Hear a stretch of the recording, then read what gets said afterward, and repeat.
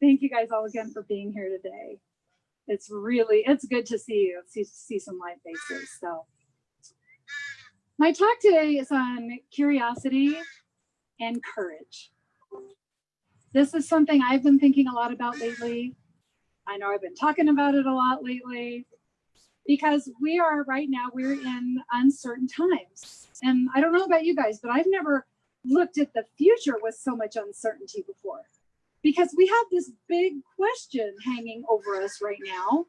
That is, when will life go back to normal, right? And so like us spiritually minded folks, we're like, okay, we know there's going to be a new normal we're going to have to adjust to. I have to go like this because I want to be able to see the family over there on the grass. Okay, let's see, I'm still in this. Okay. But so yeah, this is something we're asking ourselves, like, okay, when will the pandemic be over? When will we get to stop wearing the masks when we go out? When will people not look at other people and be afraid to hug them, right? When is that going to come to an end? And then some of us, myself, this is my next question is, well, now that the media knows how to really, work its magic on us, what next? What kind of crazy uproar are we going to have to deal with next? Yep. All right. So curiosity and courage, I think about these a lot because these are qualities of our centered self. And when we are in our centered self, that's when we're in our Christ consciousness. When we are in our Christ consciousness, this is when we are a light on the ground, when we are the activity of God in this world. We're making choices for our highest good and the highest good of others. We are considerate, we are calm. Okay, so we want to be in our Christ consciousness because that's where we are the most effective. And so curiosity and courage, they help us to do three things. They help us to do a lot of things, but time is a consideration today. I'm going to talk about how curiosity and courage help us to navigate the wilderness, live in integrity, and form authentic connections with other people. Okay, navigating the wilderness, living in integrity, we may not think about that a whole lot as needing courage, but we know it takes a lot of courage to dive into relationship with other people, right? So we know that. And so courage can be hard without the curiosity part to get us started. Curiosity is what allows our mind to expand so we receive new information. When we have curiosity, we can start looking at ourselves as who and what we really are beyond our beliefs about what we think we're capable of. Curiosity gives us the edge to get out of the comfort zone. And it's getting out of the comfort zone that requires the courage. Okay, so I decided I want a cute little Bible story on the power of curiosity. A cute little Bible story. So I searched Bible verse, curiosity. And I got a whole bunch of curiosity will lead you to the devil. Don't be curious. It'll lead you to temptation. Don't be curious. Blah, blah, blah, blah, blah. So I'm like, okay, curiosity, Bible verse, empowered. Don't be tempted. Don't let the devil make you curious. And I was like, oh, wow. So really, like using fear as a means to control people is not a new thing. Yep. Okay, it's not a new thing. But think about this. We are born with curiosity. We're born with curiosity. And inspiration, you could actually say, is a form of curiosity. When we're inspired to do something, we try it on and we think, whoa, that sounds exciting. And I think I would really enjoy that. So that's our soul would send a stream of curiosity through us just so we'll do something new. Because the soul loves new experiences. Now, Jesus used curiosity.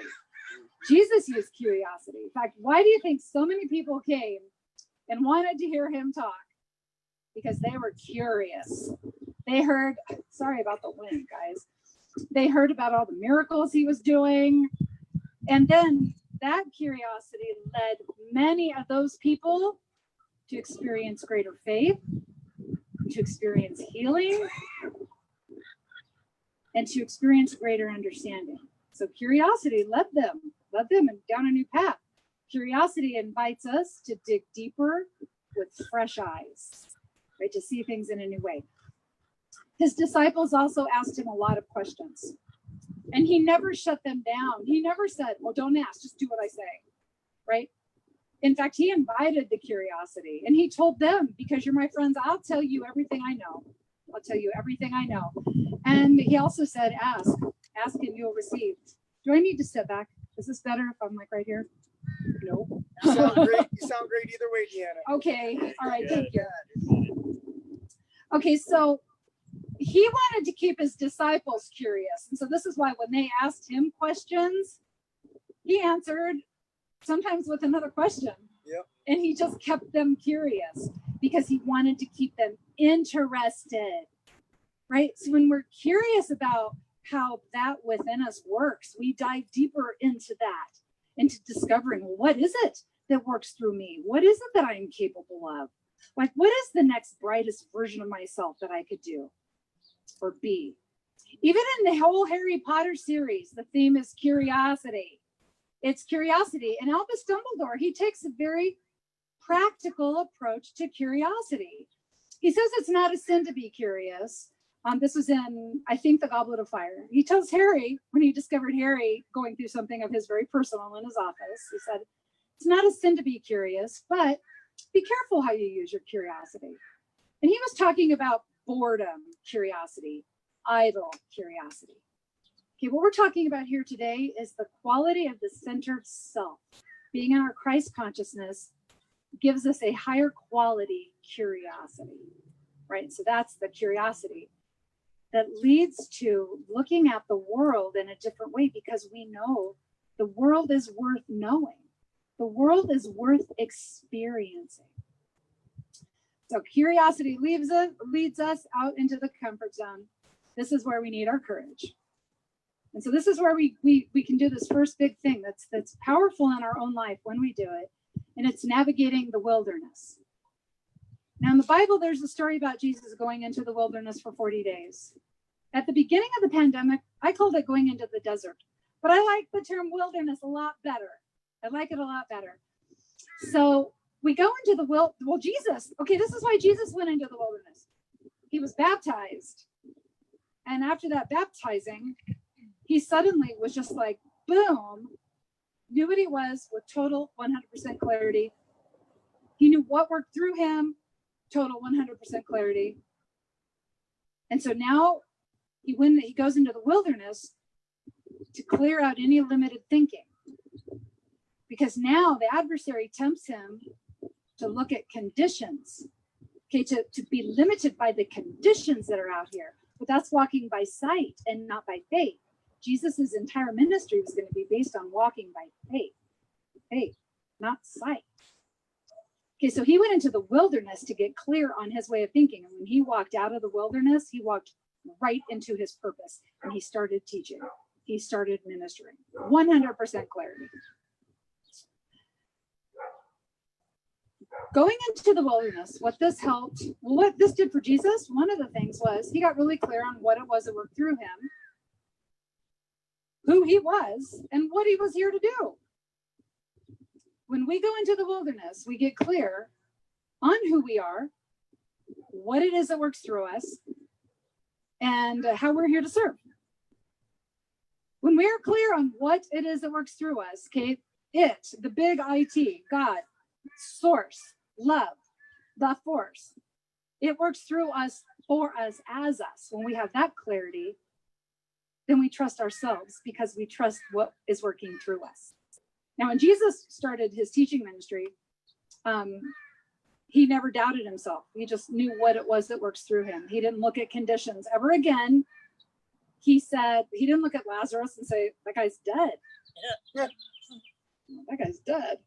Okay, he didn't do that. He's like, the Father within does all the work, right? So Jesus didn't worry about conditions or his own physical limitations. We go into the wilderness, and so we trust that works through us, which means now we trust ourselves. Trusting ourselves is very empowering. Trusting what works through us so we can trust ourselves. And this is what helps us to trust other people. Because as Don Miguel Ruiz says, right? Or agreements. He talks about when we trust ourselves, even when we trust another person, say they do something and they betray us and it breaks our heart. But because we trust ourselves and what it is that works through us, for us, as us, we know if we have to set a boundary, we know if we have to walk away. And even if we are emotionally hurting from that, we still know because of what works through us, we'll make the choices that are for our highest good. All right, so this is what the wilderness does for us. We go into the wilderness and we're developing a relationship with who we really are and what it is that works through us. Then we know that we can be brave in our own truth and that we're willing to be brave in front of other people with our truth, which leads to the next thing that curiosity and courage do for us. It helps us brave the wilderness. Then it helps us to live in integrity. When we are not in integrity with ourselves, this means we're not in congruence. Our body, our heart, and our way of living is not in congruence. And this causes just a myriad of issues for us, unhappiness and suffering. Now, Jesus was in integrity from the moment he walked out of the wilderness. He walked right into teaching. He did what he knew he was there to do. This is when we are in integrity because, well, to be in integrity, we have to be brave enough to stand in our truth in front of other people. Now, I have an example about this. Standing in our truth, but being considerate. A few years ago, I was part of another spiritual community. And there was a heated debate on voting. And there was somebody there who was in one of the smaller parties. And they were talking about their candidate, right? Libertarian or Green Party or Independent. And somebody else got really upset with them and said, if you're not voting one of the major parties, you're wasting your vote. Okay? I had never given this any thought before. I just never had. I'd never given it any thought. But now I'm seeing one spiritually minded person attacking another person out of fear. And so you're about to learn something about me that you probably don't know. Linda knows. As I sat there thinking on this, and I had never thought on this before, I realized for myself, and this isn't for anybody else, this is just a story just about me. I decided that, okay, that's weird. What if I do like this candidate in this little tiny party? What if that's where my heart resonates? But I vote for this guy because I'm afraid. And I realized I can't do that. Now that I know this, I cannot do that, or I'm not walking the walk I'm telling everybody I'm walking. I'm a big fat liar if I do that. And so I'm seeing one person just really coming down hard on this other person. And I said, I went into the wilderness. This is how quickly you can do this. I go into the wilderness. I was like, oh. And I said, well, wait a second. Like, we're New Thought people.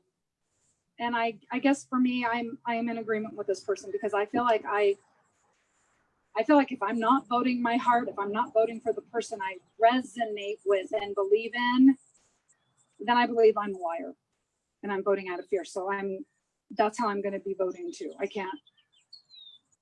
can't choose somebody because I'm afraid or I feel like I'm not doing what I say I do in all the areas of my life. Again, this story is only about me. It's only about how I feel. This was being in the wilderness. And we're in the wilderness all the time. We have opportunities to go into the wilderness all the time. Okay, somebody is a vegan. Somebody is a carnivore. Okay, or somebody is a night person and somebody's a morning person. Somebody's chocolate, somebody's vanilla. I mean, there's always going to be these differences. And so there's always going to be opportunities for us to go into the wilderness and think about, okay, what do I really believe about this? And am I being honest? Am I standing in my truth? So when we brave the wilderness, what this allows us to do is we speak truth. We speak from love. We're not spreading poison. One of the most powerful teachings on being in integrity is, again, Don Miguel Ruiz in the Four Agreements. He talks about being impeccable with your word. And one of the big things about being impeccable with our words is not BSing.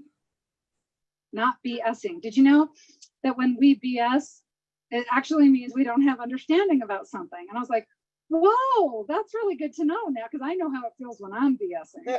Right. And I'm now it's like, okay, step back, Deanna, just be quiet and listen. Go into the wilderness, right? Go into the wilderness. Don Miguel Ruiz also says, say only what you mean and avoid speaking against yourself. Don't speak against yourself.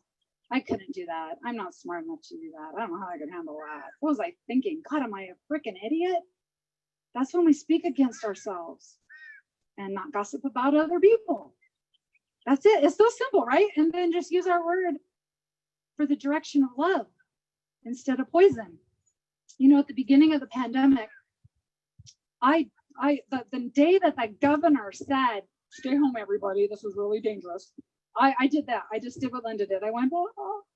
And it was noticeable enough that my husband, he didn't even know that I had just heard about it because I read it in an email. And he looks at me and he's like, are you okay? I haven't even done anything yet, right? So then I started diving into social media, right? Because I wanted to get really scared, okay? And what was interesting is I follow some different chiropractors, because I have like 5 chiropractors, and they're all wonderful people. But one of them posted some information that I hadn't heard of before, but she was also really angry. And she was like, I can't believe my friends are such idiots that they're buying into this stuff. I cannot believe people are so stupid and sheeple. And she was using all these kinds of language. And I was like, whoa, that felt toxic. I couldn't even look at it, right? It was like, oh, scroll, right? Somebody else had the same point of view, but they posted this link and it said, I found this article really interesting. I'm curious to see what other people think of this. It's really given me something to think about. And I was like, boy, I was like, ooh, what's she talking about? And of course I read the article, right? We're either spreading poison or we're spreading love. Now, when we are a light on the ground, we're embodying the Christ consciousness, and we are curious and we are courageous. We're in integrity. We're speaking our truth and not BS. We invite curiosity from others too. We invite other people to feel that they can be in a safe space with us. Okay, this is the light on the ground. You know, when we're around people who are light on the ground, like if we're feeling shaky, that person who's the light on the ground, I know for me, it feels like they help me shore up my foundation, right? They pass on a little resilience, right? They pass on that resilience.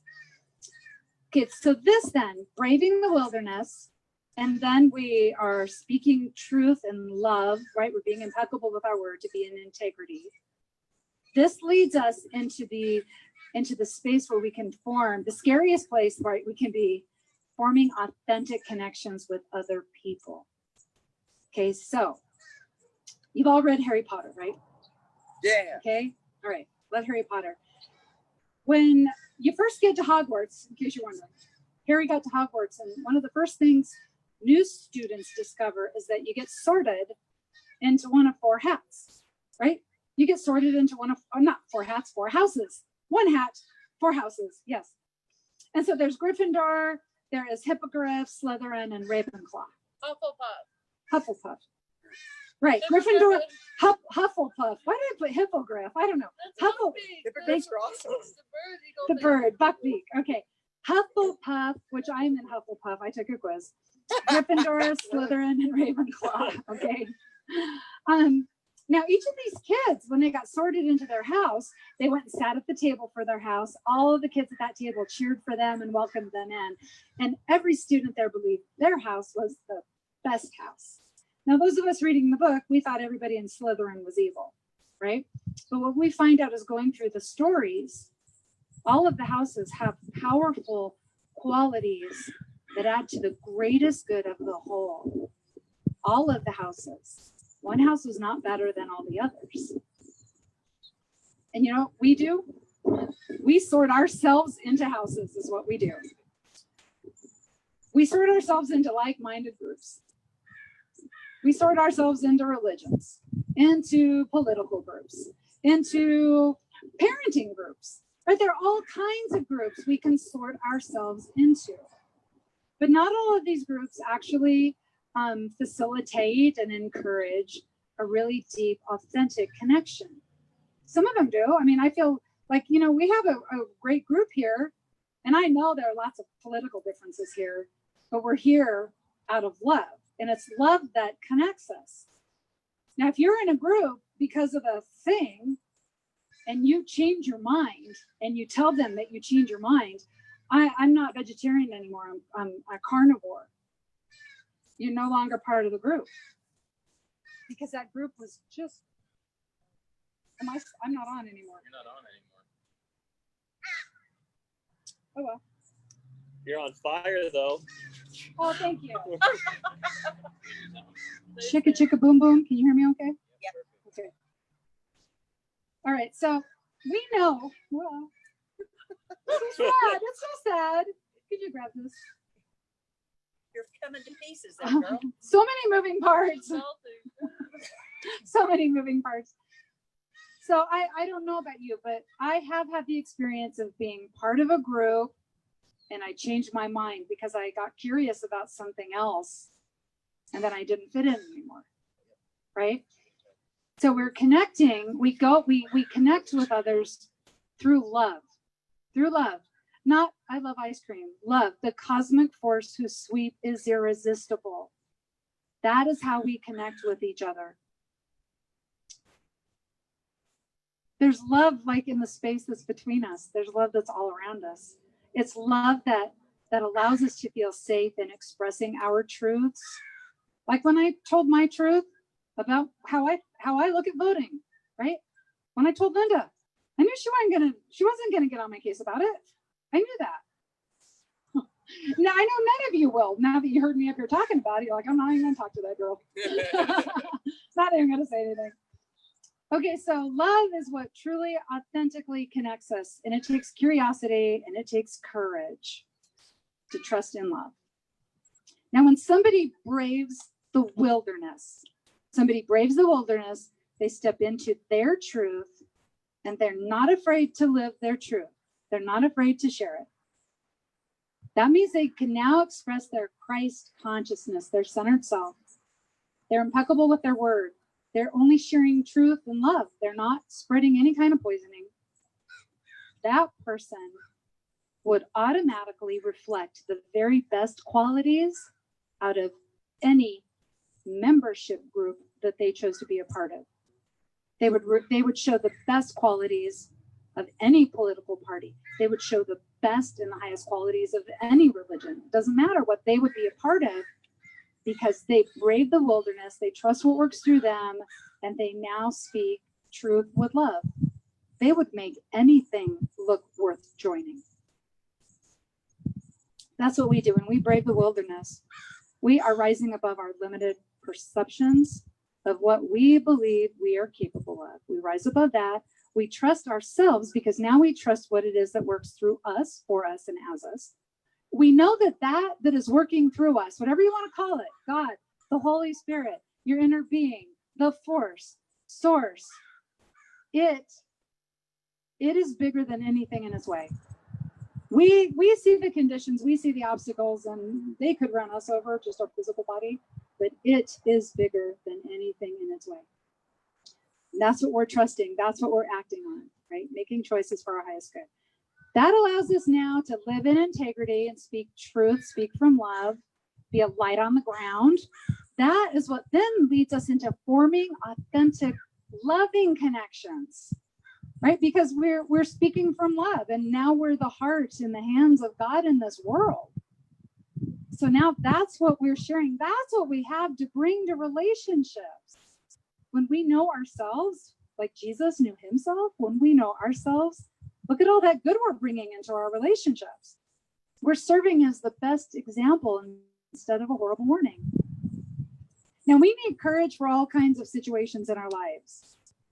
Not just he who shall not be named, right? Not just the three-headed dog, right?